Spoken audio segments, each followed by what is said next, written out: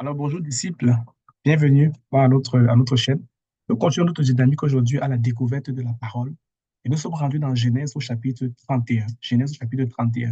Le récit qui nous est présenté ici, on voit Jacob qui est toujours chez son oncle Laban, qui va décider de quitter son oncle pour retourner auprès de son père Isaac. Il faut dire que ça fait quasiment 20 ans qu'il travaille pour son oncle. On se souvient qu'il a travaillé pendant 14 ans pour avoir Léa et Rachel, ses deux épouses. Et par la suite, il a travaillé ensuite pendant 6 ans. Alors, au bout d'un moment, euh, Jacob a décidé dans le chapitre précédent, si jamais vous n'avez pas écouté, je vous invite à aller l'écouter, de retourner à la patrie de son père Isaac. Et dans ce chapitre, le Seigneur va lui parler également pour lui demander de retourner chez son père.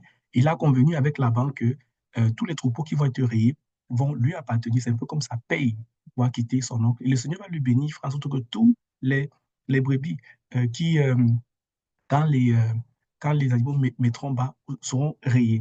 À chaque fois, la banque va essayer de changer les règles du jeu afin d'extorquer, si on peut dire ça comme ça, un peu plus de richesse à Jacob. Mais le Seigneur va être avec lui, il va s'acquérir un très grand troupeau. Et il va décider de quitter la maison de son oncle sans l'avertir et il va partir avec ses deux femmes. Mais avant de partir, l'une de ses femmes, à savoir Rachel, va prendre l'un des autels, l'un des dieux sculptés de son père, va le mettre derrière sa cuillère à partir. Il va quitter la maison. Par la suite, son oncle va apprendre qu'il a quitté la maison. Il va décider de prendre des hommes pour le poursuivre et le rattraper. Quand il va le poursuivre en chemin, lors d'une nuit, Dieu va parler à son oncle là-bas en lui disant, tu ne parleras pas ni en bien ni en mal de Jacob. Son oncle va finir par le rattraper, il va le confronter, tout le reste. Vous pourrez le lire dans la suite des versets. Et il va lui demander alors, ok, je comprends que tu veux partir, mais pourquoi tu prends les statues, mes dieux? Jacob, qui n'était pas au courant que l'une de ses épouses l'avait pris, il va dire que, écoute, je n'ai pas pris tes dieux. Si tu trouves l'une des statues de tes dieux dans le peuple, dans mon troupeau, tu tueras la personne qui l'a. Et mais son épouse Rachel va s'asseoir dessus, va s'asseoir sur l'une des statues. Et quand son père va faire la fouille, elle va simplement dire qu'elle est incommodée. Elle est incommodée, elle ne peut pas se lever. Donc, en général, ça veut simplement dire que à l'époque, c'est un peu comme si elle était dans sa période menstruelle, avec elle ne pouvait pas se lever, voilà, pour qu'il puisse regarder en dessous des chevaux. C'est ainsi donc que, voilà, Laban va finalement convenir avec Jacob que c'est correct, il va le laisser continuer, il va le laisser avec les brebis qu'il avait acquis dernièrement. Ils vont s'aimer une alliance et ils vont partager un repas et ils vont se séparer. Alors, qu'est-ce qu'on peut tirer comme leçon de ce texte?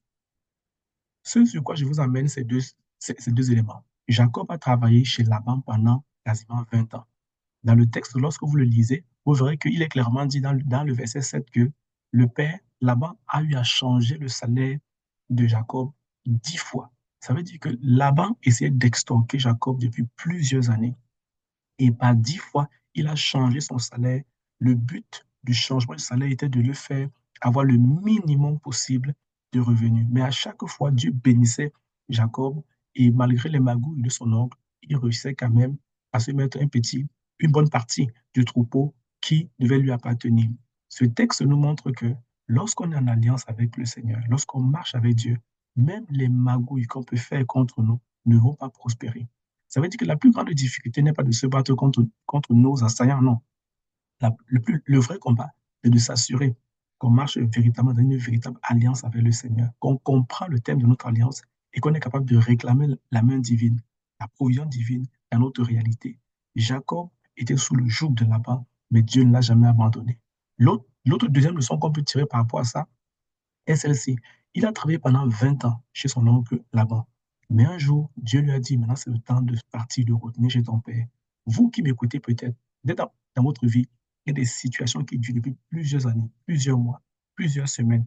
Vous avez même peut-être l'impression que les choses ne changeront plus.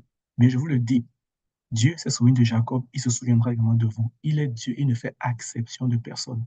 Tout ce que Laban avait volé à Jacob pendant les 20 années, Dieu le lui a rendu au centuple. De la même manière, tout ce qu'on vous a volé, tout ce on vous a extorqué, les clients qu'on vous a volés, les contrats qu'on vous a volés, si vous marchez en alliance avec Dieu, si vous êtes conscient de votre identité d'enfant de Dieu, alors je vous le dis, par sa grâce, un jour vous le retrouverez, toutes ces choses-là. Et au centuple, Dieu vous rendra justice comme l'a rendu d'ici. comme il a rendu justice à Jacob. Le dernier point, la dernière leçon ici que je vous invite à tirer, c'est l'attitude de Rachel. Observez une chose, c'est que Rachel est allée prendre l'un des autels de son père, l'une des cultures, des, l'une des représentations des dieux que son père adorait. Ça veut dire que Rachel n'était pas convertie. Rachel n'était pas soumise au Dieu d'Israël. Rachel ne marchait pas avec Yahweh, avec l'Éternel de l'époque. Malgré le fait qu'elle ne marchait pas avec Yahweh, Jacob demeurait béni. Peut-être que vous êtes aussi dans un foyer avec un conjoint qui n'est peut-être pas converti, avec peut-être une épouse, un mari qui n'est pas converti. Sachez que le fait que votre mari ne soit pas converti n'empêche pas les bénédictions de Dieu de vous localiser. Le fait que votre mari, votre épouse ne soit pas converti, ne marche pas avec le Seigneur, n'obéit pas à de Dieu, n'empêche pas les bénédictions de Dieu de vous localiser. Ça ne nuit pas. Ça va peut-être votre quotidien peut-être difficile, mais les bénédictions, les promesses qui sont rattachées à votre vie, à l'identité d'enfant de Dieu, parce que vous marchez dans une alliance, l'alliance qu'on a contactée avec Christ à la croix. Le fait de marcher dans cette alliance-là, parce que vous recevez la provision divine. Votre conjoint n'impute pas cela, parce que c'est le cas de Jacob et c'est votre cas également. Alors, je vous invite à lire le passage, à tirer les leçons qui pourraient être utiles à une personne et le mettre en commentaire. Ça pourrait aider quelqu'un. Merci beaucoup et à la prochaine vidéo.